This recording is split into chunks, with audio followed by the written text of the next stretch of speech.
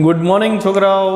આપણે લાસ્ટમાં પ્રક્ષેપ ગતિ, પ્રક્ષેપ પદાર્થ અને y બરાબર tan θ 0 x માઇનસ 1/2 g અને ડિવાઈડ બાય v0 cos θ બ્રેકેટનો સ્ક્વેર ઇન્ટુ અંશમાં x સ્ક્વેર આ સમીકરણ ધાર્યું. અને આપણે જોયું કે ભાઈ y બરાબર ax માઇનસ bx સ્ક્વેર પ્રકારનું છે, એટલે કે પરવલયાકાર ગતિ દર્શાવે છે. બરાબર છે. પછી મેં તમને હોમવર્ક આપેલું હતું સ્વાધ્યાયના 4.6 જે ક્ષમતાવાળો દાખલા હતા અને કીધું હતું કે ટ્રાય કરજો, થાય તો ભલે, ને તો હું તો છું જ. અમુક અઘરા હોમવર્કના દાખલા હોય તો એમાં મૂંઝાઈ ન જવું, ટ્રાય કરવા આપી હોય. બાકી જે તમારાથી થાય એવા હોય એ તો તમારે જ કરવા, એમાં મારી રાહ નહીં જોવાની કે સર બધા લેક્ચરમાં કરાવવાના જ છે તો આપણે કરી નાખશી, એવું ન કરતા તો કોઈ દી શીખશો નહીં. બાકી બધાનું સોલ્યુશન વાળા પતિ જોશી. પણ એ પહેલાં મારે થિયરી સ્ટાર્ટ કરવી છે. ક્વેશ્ચન નંબર છે 30. પ્રક્ષિપ્ત પદાર્થને મહત્તમ ઊંચાઈ પ્રાપ્ત કરવા માટે લાગતો સમય શોધવાનો છે, ઉડ્ડયનનો કુલ સમય શોધવો છે અને મહત્તમ ઊંચાઈનું સૂત્ર તારવવાનું છે. મોસ્ટ ઇમ્પોર્ટન્ટ, આમાંથી ઘણા બધા MCQ બનશે, ઘણા બધા દાખલા બનવાના છે. એક તો મહત્તમ ઊંચાઈ પહોંચવા લાગતો સમય, ડાયાગ્રામ જોઈએ. ફૂટબોલને કિક મારી, ફૂટબોલ અહીંયા પહોંચ્યો તો અહીંથી અહીંનો સમય શોધવાનો છે, એને કહેવાય મહત્તમ ઊંચાઈ પર પહોંચવા લાગતો સમય. પછી કીધું છે કુલ ઉડ્ડયન સમય, ક્યાં સુધી હવા માર્યો, મતલબ અહીંથી અહીંયા પહોંચે આખો સમય, એને ઉડ્ડયન સમય કહેવાય, ટાઈમ ઓફ ફ્લાઇટ TF. અને કીધું છે મહત્તમ ઊંચાઈ, ધારો કે કેપિટલ H થી દર્શાવી તો અહીંથી આ હાઇટ ફાઇન્ડ કરવાની છે. ત્રણના સૂત્ર શોધવાના છે. મોસ્ટ IMP એટલું લખીને તૈયાર કરજો. ત્રણના સૂત્ર ખૂબ અગત્યના છે ને વારે ઘડીએ ઉપયોગ આવે જ રાખવાનો છે આનો. બરાબર. ચલો, મારું પહેલું હેડિંગ છે મહત્તમ ઊંચાઈ પ્રાપ્ત કરવા લાગતો સમય. મતલબ તમે જ્યારે અહીંયા પહોંચો છો એ સમય શોધવો છે. તો તમારી પાસે પ્રારંભિક અવસ્થાથી અંતિમ અવસ્થામાં મને એટલી ખબર પડે, જ્યારે મેં આગલી થિયરી કરાવી, આગલા લેક્ચરમાં ફરીથી જોવું પડે તો જોજો મેં આખો ગતિપથ સમજાવ્યો હતો. જ્યારે મહત્તમ ઊંચાઈએ પહોંચે ત્યારે y દિશાનો વેગ સમય સાથે ઘટતો અહીંયા 0 થઈ ગયો. તો જો મેં લખ્યું છે y દિશાનો વેગ મહત્તમ ઊંચાઈએ 0 થઈ જાય. મારે એનો ઉપયોગ કરવાનો છે અને એ તમારે 3-4 વાર લખીને પ્રેક્ટિસ કરશો ત્યારે જ ક્લિયર થશે કે ટાઈમ ઓફ ફ્લાઇટ કરતાંય મહત્તમ ઊંચાઈનો સમય જોતો હોય ને ત્યારે મહત્તમ ઊંચાઈએ y વેગ 0 લઈ લેવાનો, y દિશાનો વેગ. તો જુઓ ધ્યાનથી, ધારો કે મહત્તમ ઊંચાઈ પ્રાપ્ત કરવા લાગતો સમય TM છે. TM સિમ્બોલ છાપી લેજો. મહત્તમ ઊંચાઈનો ટાઈમ છે, time for maximum height. Okay. અને મહત્તમ ઊંચાઈએ વેગનો y દિશાનો ઘટક Vy 0 થાય. કેમ મહત્તમ ઊંચાઈએ Vy બરાબર 0 થાય? તો હું તમને એક સરસ ઉદાહરણ આપું છું. તમે જ્યારે પથ્થરને હાથમાં પકડીને સીધો ઉપર ઘા કરો ત્યારે મહત્તમ ઊંચાઈ ઉપર પહોંચે ત્યારે એનો અંતિમ વેગ શું થઈ જાય? 0 થઈ જાય. ખ્યાલ આવે? તો પ્રક્ષિપ્ત ગતિમાં શિરોલંબ દિશાની જે ચર્ચા કરી છે એ આપણે ઉર્ધ્વ દિશામાં પથ્થરને સીધો ફેંકવો એ ગતિને સિમિલર છે. પછી એમાં આપણે અમુક સિદ્ધાંતો મેળવાતા કે ઉપર જવા 5 સેકન્ડ લાગે તો નીચે આવવા 5 સેકન્ડ જ લાગે. એ જ સિદ્ધાંત અહીંયા લાગુ પડે કે અહીંયા ઉગમ બિંદુથી મહત્તમ ઊંચાઈએ જેટલો સમય લાગે એટલો જ સમય મહત્તમ ઊંચાઈથી જમીન ઉપર લાગશે. કેમ કે પ્રવેગ તો શિરોલંબ દિશામાં જ છે ને, સંક્ષિપ્ત દિશામાં તો પ્રવેગ છે નહીં. એટલે ઉપર ચડવાનો સમય અને ત્યાંથી નીચે ઉતરવાનો સમય એ કેવા થશે? સરખા. હવે એ બે સમયનો સરવાળો કરી દઈએ તો કુલ ઉડ્ડયન સમય મળી જાય ને, TF ટાઈમ ઓફ ફ્લાઇટ મળી જાય ને. બરાબર છે. બીજી રીતે છે, આપણે ટેક્સ્ટબુક મુજબ જશું અને શોર્ટ મેથડથી નહીં ડિસ્કશન કરશી. તો મહત્તમ ઊંચાઈએ જોયું કે વેગ 0 થાય છે અને Vyનું સમીકરણ તો આપણે જાણીએ છીએ ને, y ઘટક Vy બરાબર V0y પ્લસ AYT. V બરાબર V0 પ્લસ AT જ છે છોકરો, પણ બધા y દિશામાં. અચ્છા, Vy તો 0 થઈ ગયો. તો ક્યારે Vy 0 થયો? તો કે સમય TM થયો ને ત્યારે. એટલે ટીની બદલે મેં જો TM લખ્યું. મહત્તમ ઊંચાઈએ પહોંચ્યો ત્યારનો સમય TM છે, ત્યારે વેગનો y ઘટક 0 થયો. પ્રારંભિક વેગ V0નો y ઘટક એટલે V0 sin θ 0 આપણે થિયરીમાં ભણ્યા હતા, એ લખીને તૈયાર કર્યું તો જ આપણે V0y એટલે V0 sin θ 0 થયું. AY તો આપણે -g લીધો હતો એટલે અહીંયા -g અને ટીનો થઈ ગયો TM. તો TMને કરતાં બનાવું છોકરાઓ, જોજો વચ્ચેના સ્ટેપ મેં કંઈ પણ -GTM પદ આ બાજુ આવીને પ્લસ થયું એટલે GTM બરાબર V0 sin θ 0. એમાં TM કરતાં બનાવું તો G છેદમાં વયો જાય એટલે TM બરાબર V0 sin θ0/g પ્રક્ષિપ્ત ગતિમાં મહત્તમ ઊંચાઈએ પહોંચવા લાગતો સમય TM બરાબર V0 sin θ0/g. અહીંથી અહીંયા પહોંચવું હોય તો તમારી પાસે y ઘટક હોવો જોઈએ, વેગનો, પ્રારંભિક વેગનો V0 sin θ0 અને ઇન્ટુ 1/g હોવું જોઈએ, એટલે કે ગુરુત્વ તો ખબર જ હોય. તો અહીંથી અહીંયા પહોંચવાનો સમય. બીજું મેં એવું કીધું હતું કે સિરોલમ દિશામાં પદાર્થ ઉપર જાય અને નીચે આવે ત્યારે બે સમય સરખા હોય.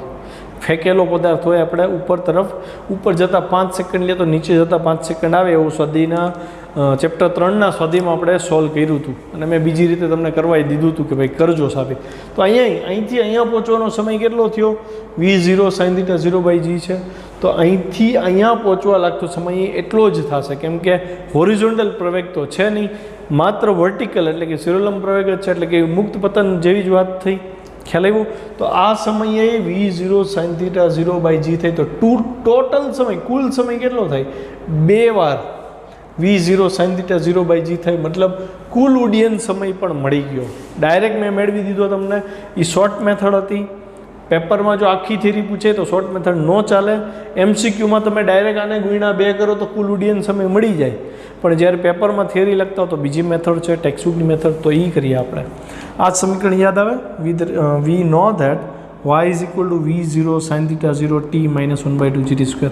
નો યાદ આવતું હોય ને તો હું y ઘટક યાદ કરાવું. સદિશ આરના 2 ઘટક લીધા હતા, y બરાબર V0 yt plus 1/2 ay t². યાદ આવ્યું હવે? હા, પડો.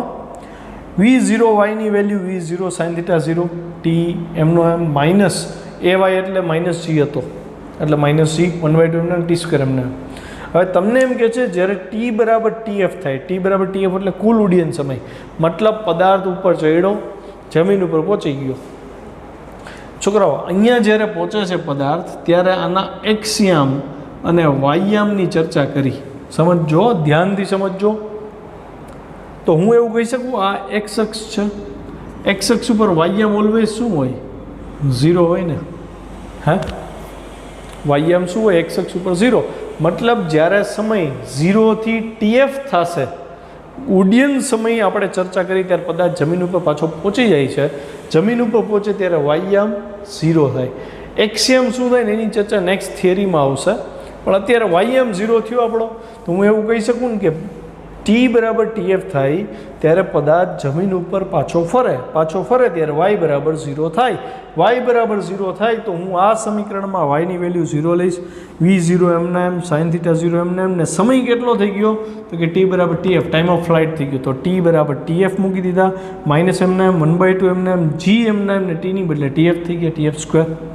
હવે આ બેમાંથી એક TF કોમન નીકળે છે, TF 0ના છેદમાં જઈને 0 થઈ જશે, એટલે અહીં વધ્યું ખાલી V0 sin θ0 minus 1/2 GTF.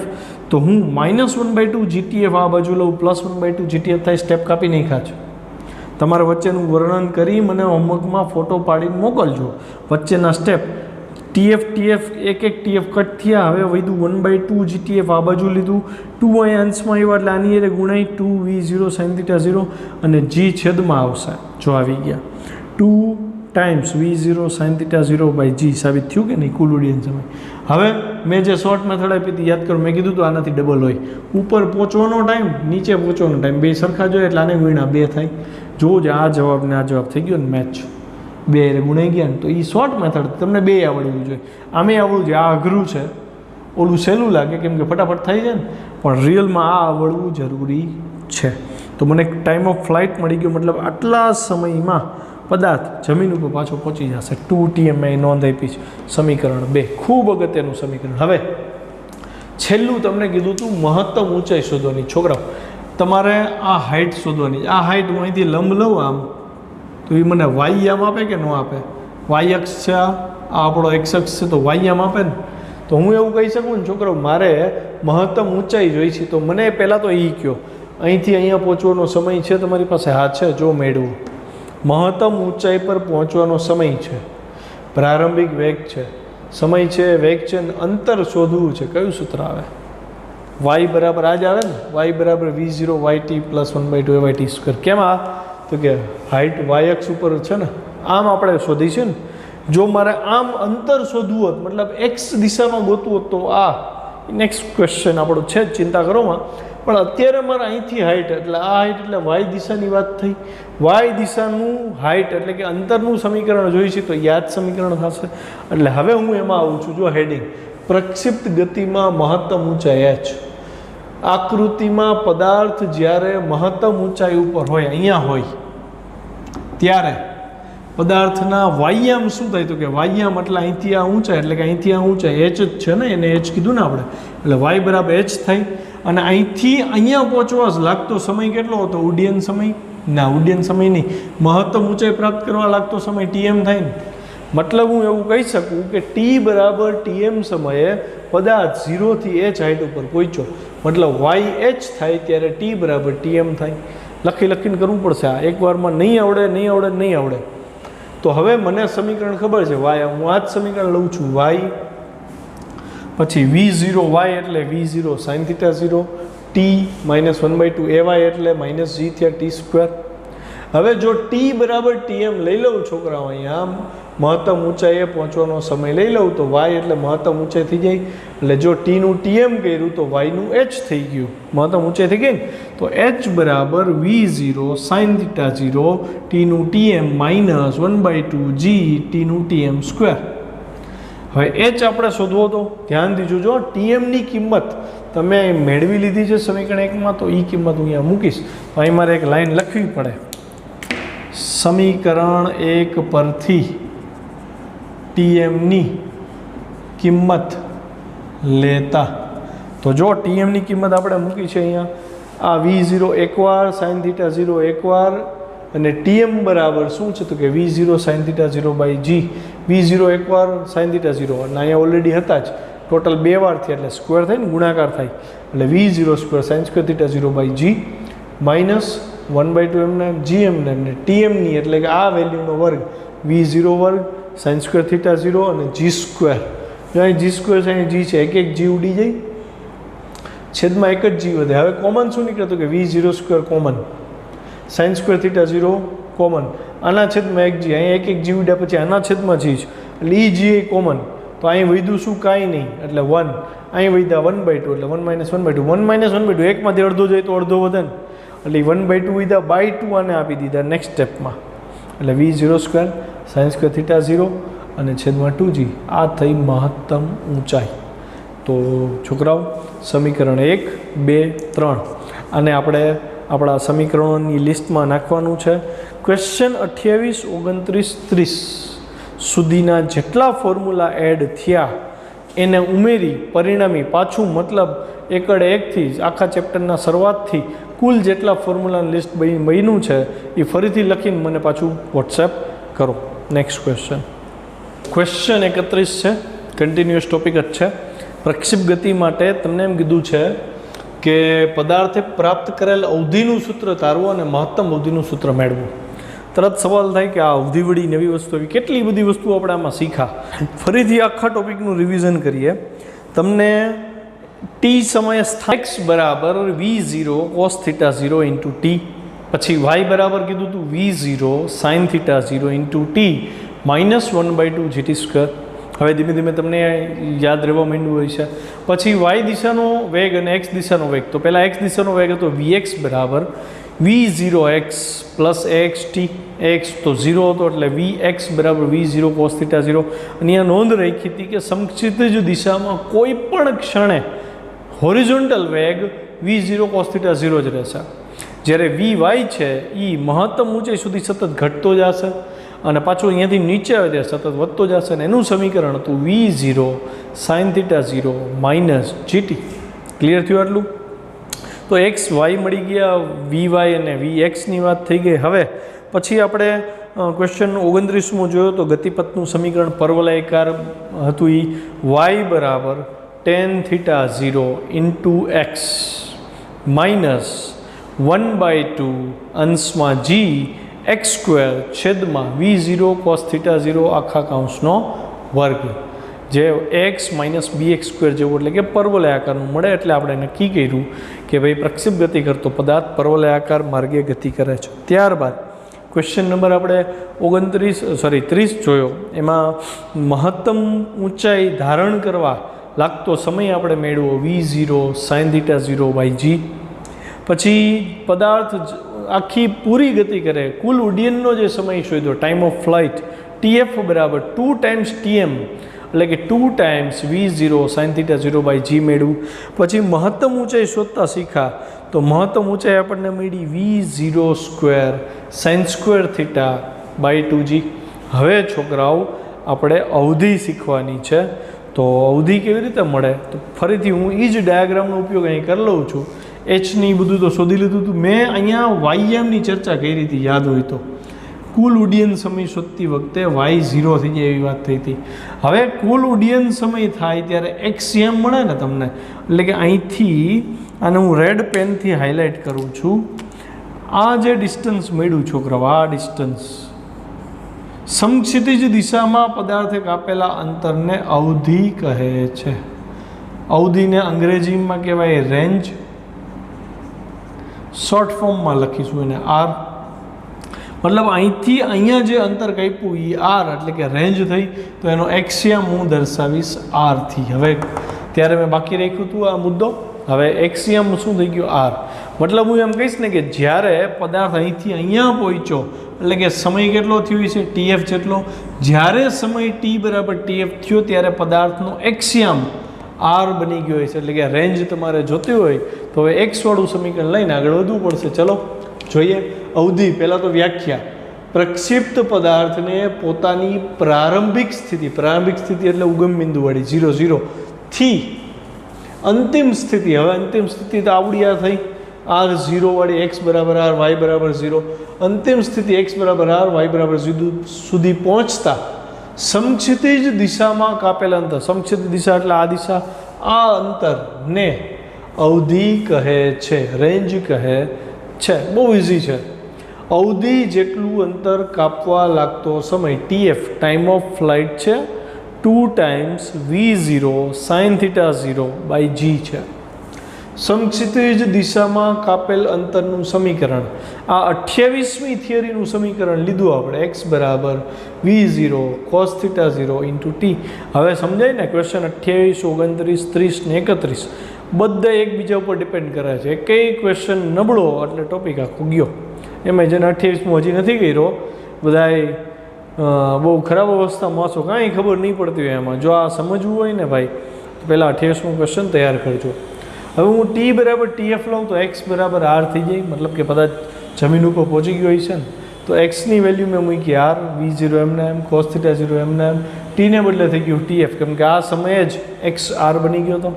r એમનો એમ, v0 એમને એમ, cos θ 0 એમને એમ. TFની વેલ્યુ આગળના સમીકરણમાં લીધી હતી 2v0 sin θ 0, તો 2 હું આગળ લઈ લઈશ અહીંયા, v0 એટલે v0², 2 cos θ 0 sin θ 0 આવું થયું છેદમાં g.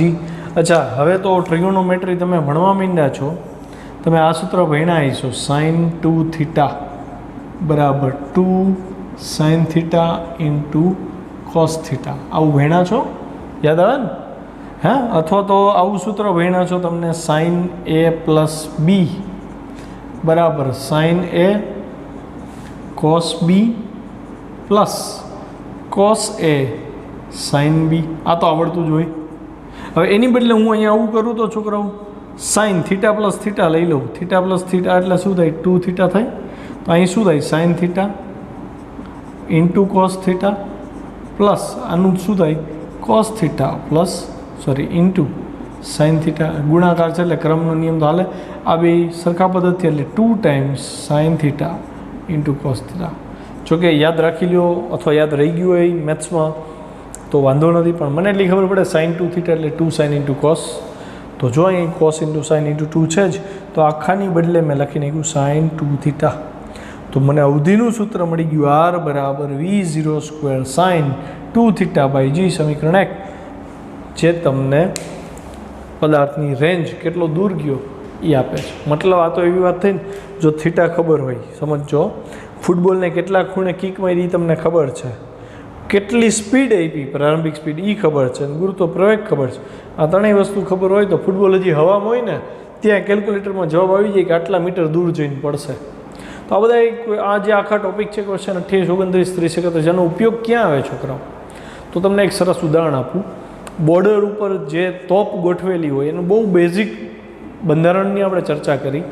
તો તોપ છે એ શું કરે તો કે સામે જે દુશ્મન દેશની તોપ હોય કે એનું કંઈ મશીનરી પડી છે તો એનું એ અંદાજિત ડિસ્ટન્સ કાઢે અને એ ડિસ્ટન્સને અનુરૂપ મતલબ કે આર નક્કી કરે. પહેલાં આર નક્કી કરવા માટે એ રડારનો એનો ઉપયોગ કરે કે ભાઈ અહીંથી રેડિયો વેવ્સ મોકલે, પાછા આવે, એ જે સમય નોટ થાય સમય ઉપરથી એની અંતર ખબર પડી જાય. અંતર ખબર પડે ને એટલે એ નક્કી કરે કે હા આટલી રેન્જ ઉપર મારે બોમ્બાર્ડ કરવું છે. તો એ શું કરે તો કે જે તોપનું નાળચું હોય ને એ નાળચું એ પર્ટિક્યુલર એંગલ ઉપર સેટ કરે. એ ફિઝિક્સના દાખલા અહીંયા ન ગણવા બેસે, એની અંદર સોફ્ટવેર હોય સેટ કરેલું, બરાબર. બાકી તો એ જો સોલ્વ કરે ત્યાં તો ઓલો આવીને બોમ્બ ફોડીને વયો જાય. એટલે જે તોપ છે એની અંદરનું સોફ્ટવેર આ એંગલ ડિસાઇડ કરી લઈએ કે ચલો ભાઈ દુશ્મન દેશ અહીંયા છે, આ એની રેન્જ છે અને મારે એની ઉપર બોમ્બાર્ડ કરવું છે. તો થીટા એંગલ પોતે નક્કી કરે અને ઓટોમેટિક એ આખી જે તોપ છે એ ગોઠવાઈ જાય અને એનો વેગ ફિક્સ હોય કે ભાઈ કે આટલા કિલોગ્રામનો દારૂગોળો નાખ્યો તો આટલી સ્પીડથી નીકળશે. એટલે 80% 90% કેસમાં એની ઉપર જઈને જ ફૂટે અને એનો નાશ થાય. તો આવા તો ઘણા બધા ઉદાહરણ છે. આપણને એમ થાય ને કે આવું બધું સાહેબ ભણાવી રાખે સાઇન થીટા કોસ થીટા. ઉપયોગ શું? તો ઉપયોગ દુનિયાનો છે, પણ એ તો એના માટે નજર જોઈ. બાકી બધા તો કહે કે ભાઈને શું કરે, પણ જેટલી આજની ફેસિલિટી છે બધી એનાથી જ છે. તો આ તો મને અવધિ મળી. હવે તમને આ તો સવાલ એમ કર્યો કે ચલો ભાઈ સામે દુશ્મન દેશની ટેન્ક પડી છે, એ 500 કિલોમીટર છે. તો એમ કહે ને કે ભાઈ આપણી પાસે આ તોપ છે એની રેન્જ જ 400 કિલોમીટરની છે. મતલબ max to max A 400 kilometre દૂર સુધી બોમ્બ ફેંકી શકે. તો એ મેક્સિમમ રેન્જ કેમ નક્કી થાય એ સમજવાનું. તો મહત્તમ અવધિ ક્યારે મળે? તો આપણને એક વસ્તુ ક્લિયર થઈ કે અવધિની કિંમત પ્રારંભિક વેગ ઉપર અને પ્રારંભિક ખૂણા ઉપર આધાર રાખે. અવધિની કિંમત પ્રારંભિક વેગ અને પ્રારંભિક ખૂણા ઉપર આધાર રાખે. બરાબર છે? જો સમીકરણ 1 પરથી સ્પષ્ટ છે કે અવધિનું મૂલ્ય પ્રારંભિક વેગ અને પ્રક્ષિપ્ત કોણ પર આધાર રાખે. હવે મારે જોઈશે મહત્તમ અવધિ. મહત્તમ અવધિ જોતી હોય તો મારે આ પદને મહત્તમ કરવું પડે. જોજો ધ્યાનથી. આ પદ સાઇનની મેક્સ ટુ મેક્સ વેલ્યુ કેટલી? ટ્રિગોનોમેટ્રી ભણી ગયા એટલે હવે તમને ખબર જ હોય, છતાંય હું એકવાર રિવાઇઝ કરું. સાઇન થીટાની કિંમત કાં તો -1 હોઈ શકે, કાં એનાથી મોટી હોઈ શકે, કાં તો 0 હોઈ શકે અને કાં તો 1થી નાની હોઈ શકે. મતલબ સાઇનનો જે વિસ્તાર છે છોકરાઓ એ તમને ખબર છે -1 થી 1 એ કેવા અંતરાલમાં? સંવૃત અંતરાલમાં છે. મતલબ સાઇન -1 થી 1 વચ્ચેની તમામ કિંમત ધારણ કરી શકે. -1 હોઈ શકે, 1 હોઈ શકે, પણ ક્યારે આનાથી મોટો તો હોય નહીં. તો સાઇનની મેક્સિમમ વેલ્યુ 1 થઈ. તો સાઇન 2 થીટાની મહત્તમ વેલ્યુ હું લઈ લઉં તો મને મહત્તમ અવધિ મળે. એટલે અહીં મેં લખ્યું કે જો સાઇન 2 થીટા 0 = 1 થાય, આ મહત્તમ થાય, સાઇનની વેલ્યુ મહત્તમ થાય તો જે અવધિ મળે એને મહત્તમ અવધિ કહેવાય. બરાબર? એટલે હું સાઇન 2 થીટા 0 આખા પદ બરાબર 1 લઈ લઉં તો વધ્યું ખાલી V02/G. સાઇન 2 થીટા 0 તો 1 હતું, તો આને નામ આપ્યું મહત્તમ અવધિ. સાઇન 2 થીટા 0 = 1 લઈ ત્યારે એનો મતલબ મહત્તમ અવધિમાં ખૂણો ક્યાંય આવ્યો જ નહીં. જુઓ તો હું હવે કહી શકું કે મહત્તમ અવધિ પદાર્થના પ્રારંભિક વેગ ઉપર આધાર રાખે છે. અચ્છા, બીજી વસ્તુ તમને ખબર છે કે સાઇન 91 થાય અને અહીં તમે લીધું સાઇન 2 થીટા 0 1, તો હું 1 બરાબર સાઇન 90 કરી નાખું તો 2 થીટા 0 90 બે સરખા થાય. સમજાણું? ઘણા નહીં સમજાણું હોય. જો ફરીથી કહું, સાઇન 90 = 1 છે. હા કે ના? પણ 1 બરાબર શું છે? સાઇન 2 થીટા 0 આપણે લીધું હતું ને, તો 2 થીટા 0 90 સરખા થયા ને મેં લખ્યા અહીંયા. તો થીટા 0 45 થયા ને એનો મતલબ જો તોપના નાળચાને 45 ડિગ્રી ગોઠવીને ફાયર કરવામાં આવે તો એ max to max distance travel કરશે ને એની રેન્જ થશે મહત્તમ અવધિ. અને મહત્તમ અવધિને ખૂણા હેરે કોઈ લેવા દેવા નથી, કેમ કે એનો ખૂણો ફિક્સ છે 45. એટલે ખૂણો તો તમે બદલી નથી શકતા. મહત્તમ અવધિ માત્ર એના વેગ પ્રારંભિક વેગ ઉપર આધાર રાખે છે। 1 માર્કનો MCQ યાદ રાખજો, ખાલી અવધિ કહે તો પ્રારંભિક કોણ અને પ્રારંભિક વેગ બે ઉપર આધાર રાખે, અને મહત્તમ અવધિ કહે તો માત્ર પ્રારંભિક વેગ ઉપર આધાર રાખે। આમ થીટા બરાબર 45 કોણે ફેંકેલ પ્રક્ષેપ પદાર્થ મહત્તમ અવધિએ જાય।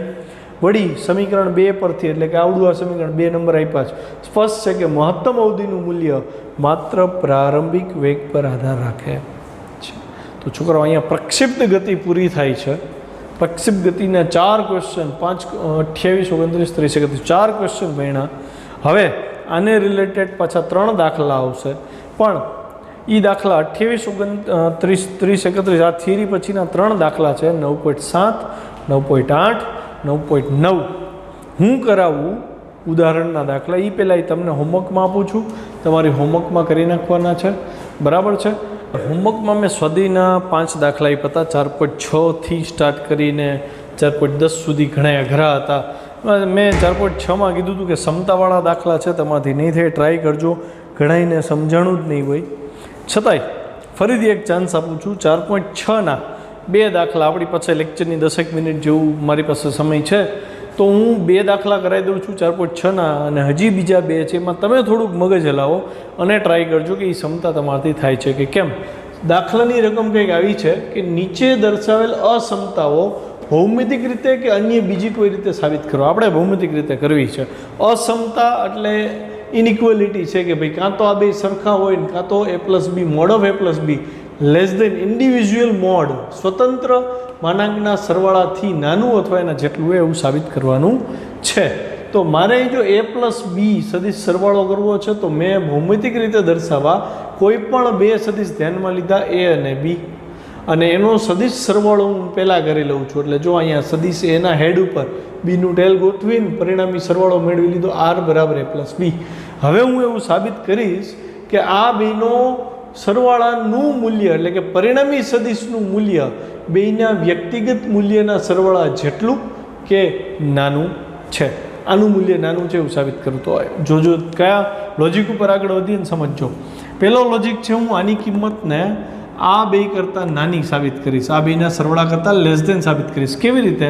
તો કે તમે 8મા નંબરમાં ભણી ગયા કે ત્રિકોણની 3 બાજુમાંથી કોઈ પણ એક બાજુનું માપ બાકીની 2 બાજુના સરવાળા કરતાં ઓછું હોય। એટલે જો આકૃતિમાં દર્શાવ્યા પ્રમાણે ત્રિકોણની રીતે A અને Bનો સરવાળો કર્યો અને મને મળ્યું OQ બરાબર OP વત્તા PQ। હવે ત્રિકોણની કોઈ એક બાજુનું માપ હંમેશા બાકીની 2 બાજુઓના માપના સરવાળાથી નાનું હોય। ભૂમિતિ જેને નથી આવડતું બધું ફરીથી શીખવા મળે છે, શીખતા જાજો, બરાબર। કોઈ એક બાજુનું માપ બાકીની 2 બાજુના સરવાળા કરતાં નાનું જ થાય। આ 5 છે, આ 4 છે ને આ 8 છે, તો 5 ને 4 9, આ હંમેશા એનાથી નાનું થાય। તમારે ત્રિકોણ દોર લેવો, ટ્રાય કરી લેવી જ થશે। તો હું એવું કહી શકું OQનું માપ OP વત્તા PQ કરતાં નાનું છે। સાદો નિયમ થયો 8મા ધોરણનો, OQ less than OP plus PQ। તો કે OQ શું છે? તો કે સદિશ R છે। તો કે સદિશ R શું છે? અહીંયા જો મેં ખાલી ઉપર એરો નથી એટલે મૂલ્ય લીધું છે, તો સદિશ R એટલે A+Bનું મૂલ્ય થાય।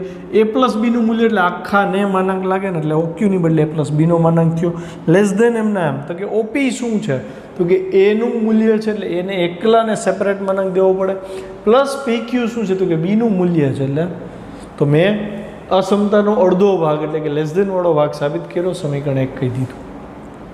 હવે ઇક્વલ ટુ ક્યારે થાય? ઇક્વલ ટુ માટે તમારે ઇમેજિન કરવું પડે કે ચલો OPની દિશા અને PQની દિશા બે સેમ છે। આવું થાય તો હું કહી શકું સદિશ A અને સદિશ B ના વ્યક્તિગત મૂલ્યોનો સરવાળો અને સદિશ A પ્લસ સદિશ B ના કુલનું મૂલ્ય બે સરખા થાય। પણ સાબિત એ કરવું પડે ને, આ તો ભૂમિતિથી સાબિત થાય, આ જોઈને ખબર પડી જાય, તમને ખબર પડે પરીક્ષકને કેમ સમજાવો? તો પરીક્ષકને સમજાવવા માટે હું આ સમીકરણનો ઉપયોગ કરીશ। R બરાબર A² plus B² plus 2AB cos θ power 1/2। યાદ આવ્યું? ઉદાહરણ 4.2 બે સદિશના સરવાળાને લીધે પરિણામી મૂલ્ય R મળે છે। હવે જોજો ધ્યાનથી, A અને B એક જ દિશામાં હોય તો θ 0 થાય, અહીંયા θ 0 થાય, અને સમજાવું છું આ હું શાબ્દિક વર્ણન ન કરી એટલે મેથેમેટિક્સમાં વયા ગયા આપણે। θ 0 થાય, હું અહીં θ 0 લઈ લઈશ એટલે cos 0 1 થઈ જાય, તો વધ્યું A² plus B² plus 2AB। આ તો પૂર્ણ વર્ગ ત્રિપદી થઈ ગઈ ને। તો a square plus 2ab plus b સ્ક્વેરની બદલે a plus b whole square ને પાવર 1/2 ટુ કટ ખાલી a પ્લસ બી લીધું જો બરાબર આવી ગયું. આર બરાબર a પ્લસ બી. તો આર શું હતો તો કે પરિણામી સદિશ. પરિણામી સદિશનું મૂલ્ય એટલે a પ્લસ બી આખાનું મૂલ્ય બરાબર સદિશ એનું મૂલ્ય સદિશ બીનું મૂલ્ય. મતલબ એકવાર મેં લેસ ધેન એ સાબિત કરી દીધું જો આવો આકૃતિ ઇમેજિન કરો તો. અને જો બે એક રેખસ્થ હોય તો બે સમાન થાય. મતલબ તમને જ્યારે કોઈ પણ બે સદિશ એમ કહે કે આ સદિશ એ છે સદિશ બી છે, આ બેનો સરવાળો કરો, બેના મૂલ્યનો સરવાળો કરો તો શું એનો પરિણામી સદિશ હંમેશા એના જેટલો થશે કે એનાથી નાનોય થઈ શકે. તો શરૂઆતમાં મેં કીધું હતું કે ક્યારેય એવું નહીં બને કે છોકરાઓ સદિશનો સરવાળો કરતા હોય તો 3 + 5 8 જ થાય, 3 + 5 2 થાય, 3 + 5 4 થાય, 3 + 5 6 થાય, મેક્સ ટુ મેક્સ 8 થાય ને મિનિમમ ટુ મિનિમમ 2 થાય. બરાબર. જો એ એન્ટી પેરેલલ હોય, બે વિરુદ્ધ દિશામાં હોય તો 5 માંથી 3 જાય તો 2 વધે.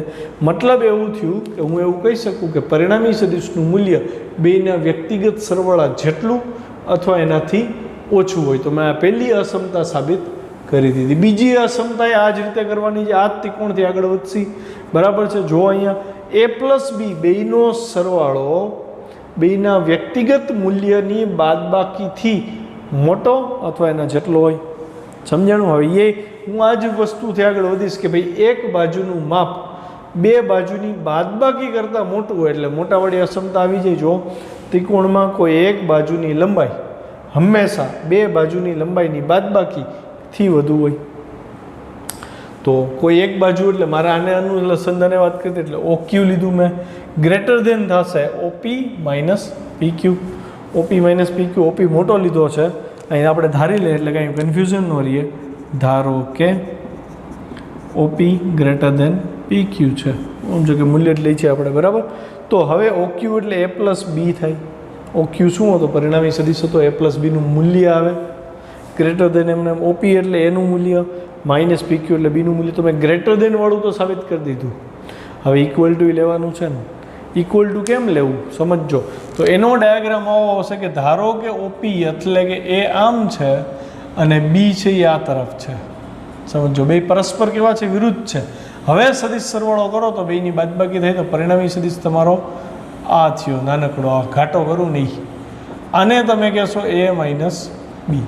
પણ આને છોકરાઓ આકૃતિને એક્સપ્લેન કેમ કરો એટલે ફરીથી 4.2નું ઉદાહરણનું સૂત્ર લો. r બરાબર a² + b² + 2ab cos 180. કેમ કે બે પ્રતિ સમાંતર આમ છે ને આમ છે, બે વચ્ચેનો ખૂણો 180 ડિગ્રી થાય. cos 180 એટલે કે cos પાઈની વેલ્યુ -1 થાય. તો -1 કરું એટલે -2ab એવું. તો ફરીથી પૂર્ણાંક ત્રિપદી બની એટલે અહીંયા મને મળ્યું a - b whole square power 1/2 2 cancel વધ્યા a - b. તો r બરાબર a - b થાય. r શું છે તો કે a પ્લસ બીનું મૂલ્ય એટલે આખાનો માનાંક લીધો a પ્લસ બી આખાનું મૂલ્ય, એનું મૂલ્ય માઇનસ બીનું મૂલ્ય. તો મેં બરાબર સાબિત કર્યું, મેં ગ્રેટર ધેન સાબિત કર્યું, પણ વચ્ચે છે અહીંયા બાદબાકી. મતલબ a plus b greater than equal to mod of a minus mod of b. તો છોકરાઓ અહીંયા એક બહુ અગત્યનું એક વિધાન હું તમને સમજાવું છું. જોજો કે માની લ્યો એક સદિશ છે 5n કેરેટ, અથવા તો અત્યારે આપણે એમ લખીએ કે એક સદિશનું મૂલ્ય 5 છે અને એક સદિશનું મૂલ્ય 2 છે. આ મોડ ઓફ a કહી દઉં અને મોડ ઓફ બી કહી દઉં અને આ બેનો સરવાળો હું કરું છું. જોજો ધ્યાનથી, આ નોંધ કરજો. તો આ બેનો સરવાળો greater than or equal two બેની બાદબાકી કીધું છે એટલે કે 5 - 2 એટલે કે 3 અને આ બેનો સરવાળો બેના સરવાળા કરતાં નાનો એટલે કે less than or equal to બેનો સરવાળો 5 + 2. મતલબ તમારો જવાબ 3 થી 7ની વચ્ચેની કોઈ પણ કિંમત ધારણ કરે એવું આ અસમતા કહેવા માંગે છે. જો બાદબાકી થાય તો એક સદિશ આમ છે, બીજો સદિશ આમ છે એટલે બાદબાકી થાય. તો મિનિમમ વેલ્યુ કેટલી? તો કે બેના મૂલ્યની બાદબાકી જેટલી. મેક્સિમમ તો કે બે એક જ દિશામાં હોય તો બેના સરવાળા જેટલી. મતલબ કોઈ પણ બે સદિશનો સરવાળો, શબ્દ આ વાક્ય હાસ્યમ લખજો, કોઈ પણ બે સદિશના સરવાળાનું મૂલ્ય બંને સદિશોના વ્યક્તિગત મૂલ્યના સરવાળા જેટલું અથવા એનાથી નાનું અને બંને સદિશોના વ્યક્તિગત બાદબાકીના મૂલ્યથી મોટું અથવા એના જેટલું હોઈ શકે. સરસ ઉદાહરણથી સમજ્યા કે આ 5 ને 2 છે તો a + bનું મૂલ્ય કાં તો 7 હોઈ શકે, કાં તો 7થી નાનું હોય, અને આ બેની બાદબાકી એટલે કે કાં તો 3 હોઈ શકે, કાં તો 3થી મોટું હોય. બસ, તો અહીંયા આ લેક્ચર પૂરો કરું છું. 4.6ના બાકીના 2 હજી એકવાર ટ્રાય કરજો, પછી આગળના દાખલા કરાવું.